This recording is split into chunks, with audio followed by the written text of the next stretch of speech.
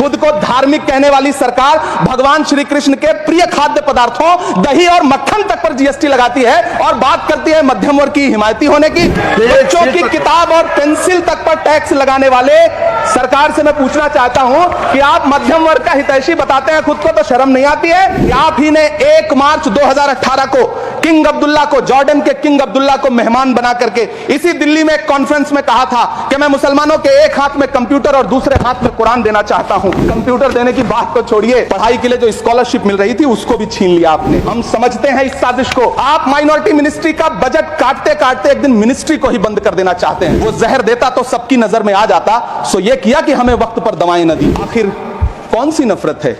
ये मुल्क हमारा भी है, इस मुल्क की मिट्टी में हमारा भी खून पसीना शामिल है। हमसे इतनी भी क्या नफरत? रिश्तों की ये नाजुक डोरें तोड़ी थोड़ी जाती हैं, अपनी आंखें दुखती हो तो फोड़ी थोड़ी जाती हैं। जिंदा रहते हुए जनता से हर चीज पर टैक्स वसूलने वाली ये सरकार कम से कम मरने पर तो लोगों को बख्श देती, लेकिन नहीं, वहां भी लूटना है। अंतिम संस्कार के सामान, अगरबत्ती, धूप बत्ती, केवड़ा जल, चंदन पाउडर, जौ, बताशा, काला तिल, पंचरत्न, कपूर और कफन तक पर टैक्स लेने वाली ये सरकार किस मुंह से खुद को मध्यम वर्ग का हितैषी बताती है? सभापति महोदय, इस सरकार का बाजार और महंगाई पर कोई नियंत्रण नहीं रह गया है। चाहे देश में लहसुन 400 रुपए किलो बिक जाए, टमाटर 100 रुपए किलो बिक जाए, प्याज का दाम सुनकर आंखों में आंसू आ जाए, लेकिन वित्त मंत्री महोदया बजट में महंगाई का मां भी नहीं बोलती है। सभापति महोदय, वो भी क्या दिन थे जब संसद में देश का बजट पेश होता था तो देश की सड़कें ठहर जाया करती थी। रेल बजट पेश होता था तो लोगों की उम्मीदें रेल के डिब्बों की तरह पटरियों पर दौड़ने लगती थी। पूरा देश धड़कने रोक करके वित्त मंत्री और रेल मंत्री को सुना करता था। अफसोस, अब बजट पेश हो जाता है, मीडिया चैनल सरकार का महिमा मंडन करते हैं और बेचारी जनता बजट के आंकड़ों के शब्द जाल में उलझी हुई महीनों बाद समझ पाती है कि उसका तो फिर से कट गया। जिस देश में 40 से 45% मेडिकल फैकल्टी की सीट खाली हो, वहां बजट में 75,000 नए मेडिकल सीट्स का ऐलान हो रहा है। सरकार बहादुर, कम से कम इस देश के पढ़े लिखे युवाओं को तो मूर्ख समझना बंद करिए। पहले 7500 मेडिकल सीट्स बाद में बनाइएगा, पहले जो एम्स में 2161 पद खाली पड़े हैं उनको तो भर दीजिए। वो अब तिजारती पहलू निकाल लेता है, मैं कुछ कहूं तो तराजू निकाल लेता है, मैं इसलिए भी तेरे फन की कदर करता हूं तो झूठ बोल के आंसू निकाल लेता है। सभापति महोदय, पिछले 2 साल अमृतकालीन बजट पेश किए गए और इस बार एक नई शब्दावली गढ़ी गई है, तुष्टीकरण बनाम संतुष्टीकरण का बजट। सभापति महोदय, सुनने में कितना अलंकारिक लगता है ये शब्द। सोच रहा हूं देश की वित्त मंत्री और प्रधानमंत्री जी से पूछूं कि आखिर किसकी संतुष्टि? कदम कदम पर टैक्स देकर लुटने वाली जनता की, या फिर जनता से टैक्स वसूल करके धन्ना सेठों का खजाना भरने वाली सरकार की?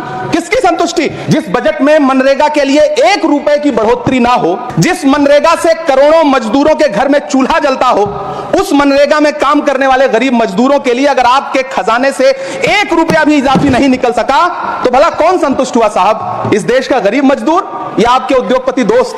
वो जो महाराष्ट्र में लोकसभा और विधानसभा के बीच में 40 लाख मतदाता बढ़ाए गए थे, अरे उन्हीं के लिए मनरेगा का थोड़ा सा बजट बढ़ा देते। क्या उसमें मनरेगा का एक भी मजदूर नहीं था 40 लाख लोगों में? सारे के सारे 12 लाख की छूट वाले से आगे के लोग थे। कल जब वित्त मंत्री जी देश की संसद में भाषण दे रही थी तो वहां मुंबई में कोई गरीब इंसान जब अपनी जेब टटोल करके अपनी मोटरसाइकिल में 1 लीटर पेट्रोल भरवा रहा था तो उस पेट्रोल की कीमत थी 103 रुपया प्रति लीटर। आखिर इतना महंगा पेट्रोल डीजल खरीद के कौन संतुष्ट हो रहा है? इस देश के गरीब लोग या फिर सरकार के चहेते धन्ना सेठ? वित्त मंत्री जी इस बजट को मध्यम वर्ग को संतुष्ट करने वाला बजट बता रही हैं। अरे मैडम, हम आप यहां पर बैठे रहते हैं और वहां बाहर इसी दिल्ली में 1 लीटर दूध, चाहे वो अमूल का हो या फिर मदर डेयरी का हो, उसकी कीमत 73 रुपए लीटर है। इतना महंगा बेच करके कौन संतुष्ट हो रहा है? गरीब जनता या आपके धन्ना सेठ दोस्त? सभापति महोदय, मैं तो वित्त मंत्री जी से पूछना चाहता हूं आपके माध्यम से कि शायद आपको पता ही नहीं है कि गृहस्थी चलाने वाली एक गृहिणी की मुश्किलें क्या क्या होती हैं। आपने कभी सोचा भी नहीं होगा कि जब वो किचन में सब्जी बनाने के लिए कड़ाई में तेल डालती है तो उसके साथ उसके आंसू भी गिरते हैं। सभापति महोदय, शायद उन्हें पता भी ना हो कि एक छोटी सी गाड़ी और एक छोटे से फ्लैट का ईएमआई भरने के बाद इस देश का एक गरीब इंसान जब अपने बच्चों की फीस भरने के बारे में सोचता है तो उसे कितनी खुशियों का गला घोंटना पड़ता है। शायद उनको पता भी नहीं है कि फसल बेच करके बिटिया की शादी का सपना सजाने वाला किसान जब अपनी फसल बर्बाद देखता है तो कितनी रातें सो भी नहीं पाता है। सभापति महोदय, शायद वो कभी इस पीड़ा को समझ ही नहीं पाएंगी कि परिवार के किसी एक सदस्य को कैंसर जैसी बीमारी हो जाए तो घर और जमीनें गिरवी रख उठती हैं लेकिन इलाज नहीं हो पाता। इसी देश की संसद में कभी स्वर्गीय सुषमा स्वराज जी ने कहा था कि जब जब देश की करेंसी गिरती है तब तब देश की प्रतिष्ठा गिरती है। एक तरफ कोलंबिया जैसा छोटा सा देश और उसके प्रधानमंत्री गुस्तावो पेत्रो खड़े हैं, जो कोलंबिया के नागरिकों को हथकड़ी लगाकर लाने वाले जहाज को अमेरिका बैरंग वापस लौटा दे रहे हैं, और दूसरी तरफ हमारे प्रधानमंत्री जी खड़े हैं जो बेड़ी और हथकड़ी लगा करके लाए गए बेटों के अपमान पर एक शब्द नहीं बोल रहे हैं। सभापति महोदय, मैं इतिहास के पन्ने पलट रहा हूं, मुझे दो किरदार याद आ रहे हैं। एक तरफ निक्सन के 7वें बेड़े की धमकियों के सामने लोहे की तरह अडिग इंदिरा गांधी खड़ी हैं, तो दूसरी तरफ खुद ही नमस्ते ट्रंप का नारा लगाते हुए प्रधानमंत्री जी खड़े हैं। मेरे कानों में सुषमा स्वराज जी की आवाज गूंज रही है।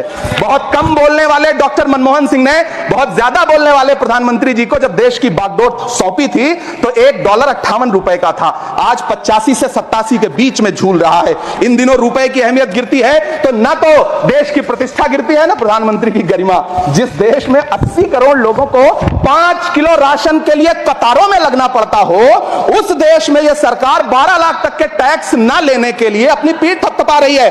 हुकूमत इस कदर आवाम पर एहसान करती है, ये आंखें छीनती है और चश्मे दान करती है। सभापति महोदय, महाराष्ट्र का भिवंडी हो, मालेगांव हो, इचलकरंजी हो, यूपी का बनारस हो, मुआयमा हो, मुबारकपुर हो, रांची का छोटा नागपुर हो, बिहार का भागलपुर हो, हर जगह बुनकरों की उम्मीदें तोड़ रही हैं, लेकिन इस सरकार के पास उनके लिए कुछ भी नहीं है। मुरादाबाद का पीतल उद्योग, कानपुर का चमड़ा उद्योग, सहारनपुर का लकड़ी उद्योग, फिरोजाबाद का चूड़ी उद्योग, अलीगढ़ का ताला उद्योग, सब सरकारी प्लानिंग से तबाह हो रहे हैं। इन तमाम के बीच सरकारी सपोर्ट से बस एक उद्योग फल फूल रहा है, नोएडा का नफरत उद्योग। मैं प्रधानमंत्री जी से कहना चाहता हूं कि आप ही ने 1 मार्च 2018 को किंग अब्दुल्ला को, जॉर्डन के किंग अब्दुल्ला को मेहमान बना करके इसी दिल्ली में एक कॉन्फ्रेंस में कहा था कि मैं